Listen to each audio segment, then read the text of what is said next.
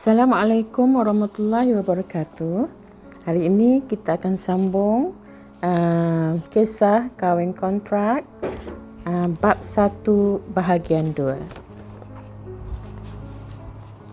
Apabila Hasmah dan Aziz pulang petang itu, mereka benar-benar terkejut dan hairan melihat poster-poster yang tertampal di dinding. Mereka tergamam dan saling berpandangan sesama. "Apa halnya ni, Mah?" tanya Aziz hairan. Hasmah mengangkat bahunya. Oleh-oleh yang dibawa dari kampung diletakkan ke lantai dan mereka mula mengira kepingan kad-kad itu satu persatu. Dari dalam bilik Farah pula kedengaran muzik gila yang memekakkan telinga. Perlahan-lahan mereka mendekati pintu. Melalui pintu bilik yang sedikit terbuka, mereka melihat Farah terlonjak-lonjak menari tidak tentu arah tanpa mengikut rentak lagu. Kelihatan baju dan seluar yang dipakainya juga aneh, seolah-olah dia kini tidak lagi berpijak di bumi nyata. Dia bagaikan dirasuk sesuatu. "Kenapa dengan dia, Aziz?" "Entahlah. Fras kot, tengok tu. Seluarnya dikerak sebelah. Bajunya juga dikerak di belakang. Jangan-jangan hatinya juga sekerat. Tapi, tak mungkinlah. Ma, lihat tu. Di kakinya penuh surat-surat cinta Farid. Cuba kau baca di dinding sebelah sana tu. Farid lelaki hidung belang. Peraih cinta macam peraikan jeruk, muka macam beruk. Lebih mulia pengemis jalanan daripada pencinta murahan seperti kau, Farid." Lama mereka berpandangan sesama sendiri, seolah-olah tidak percaya dengan apa yang dilihatnya. Kalau kecewa sekalipun, takkanlah begitu teruk jadinya. Bukankah dia seorang dewi cinta yang mengaku jago? "Farah, kenapa ni?" Mereka merempuh masuk ke bilik secara tiba-tiba. Farah kelihatan tersentak dengan kehadiran mereka yang mengejut itu. "Apa kena dengan kau?" soal mereka serentak. Farah menoleh. Dia berhenti menari seketika. Matanya masih kelihatan merah. Merenung sayu wajah dua sahabatnya yang setia bersama susah dan senang itu. Farah tidak menjawab sapaan mereka. Dia meneruskan tariannya semula. Malah suaranya semakin ditinggikan. Farah membiarkan kawan-kawannya itu terpinga-pinga. Tangannya diangkat ke atas dan ke bawah. Dia terus menari dan menari. "Farah!" jerit Aziz dalam bingit-bingit muzik rancak. "Farah, apa yang terjadi antara kamu dengan Farid?" tanya Hasmah lembut. Mereka terus terpinga-pinga melihat telatar Farah. Apatah lagi apabila melihat air matanya yang sudah mula terkenang di kelopak. Walaupun air mata itu sedaya upaya cuba disingkirkannya. Farah masih juga belum mahu berhenti. Farah berhenti menari dan menyeka air matanya yang tumpah. Suaranya kedengaran sebak di telinga. "Mah, Aziz, Farid sudah berambus dari hati aku," ujarnya sepatah. "Tapi kenapa?" "Malam ini dia kahwin." "Kahwin?" mereka terkejut kata. Mata mereka terbeliak. Pasangan ideal, Farah dan Farid terpisah. Farid melebahkan badannya ke tilam empuk yang dihias indah dengan cadar ribuan ringgit. Tirai beropul keemasan yang dijahit labuci dan manik-manik kecil berkerdipan tergantung di belakang katil tembaga. Sungguh indah. Terasa di saat itu dia berada di istana impiannya bersama Farah. Namun Farid sedar bahawa dia masih berada di alam nyata dan kenyataan itu amat sukar untuk ditelannya. Bagai terasa kepahitannya mengalir di setiap salur darahnya yang membawa kehampaan hati dan perasaan. Farid mengeluh berat. Mengapa tidak Farah? Kenapa mesti Nur Ain? Bagaimana seorang perempuan yang tak pernah terikau olehnya itu boleh jadi isterinya? Memang sukar baginya menerima kenyataan itu. Berat rasa hati. Bagaimana nanti hidupnya dengan Nur Ain? Perempuan yang hanya dikenali ketika di atas pelamin itu telah menjadi isterinya yang sah. Perempuan yang pernah menjadi tunangan abangnya kini dikahwininya. Farid tidak faham dengan apa yang ditempuhnya kini. Mengapa dia terlalu menurut? Mengapa anak yang dikenali sebagai keras kepala itu tiba-tiba mengikut telunjuk keluarga dengan mengorbankan kesucian cintanya pada perempuan yang dibelainya selama sekian lama? Apakah yang ingin dicari dengan mengorbankan perasaan dan ketulusan cinta itu? Aneh juga tindakannya itu. Dia semakin tidak mengerti. Semuanya berlaku secara tiba-tiba.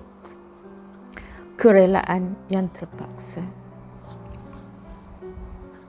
Kau mesti mengahwini Nur Ain. Ini keputusan Abah. Tapi tidak ada tapi-tapinya Farid. Ini kata putus daripada Abah. Jangan kau nak berdolak dalik lagi. Abah sudah muak dengan perangai kau. Kali ini kau mesti mengikut kemauan kami. Tapi Farid sudah ada pilihan sendiri. Abah tidak percaya dengan pilihan kau. Pilihan yang kau kutip di tepi jalan tu hanya akan menghabiskan harta Abah saja. Tegas Datuk Halim yang mengunci rapat mulut Farid untuk membantah. Ternyata kini ayahnya sudah tidak percayakannya lagi. Dia terpaksa mengikut kehendak ayahnya itu jika inginkan impiannya tercapai. Dia mesti berkorban.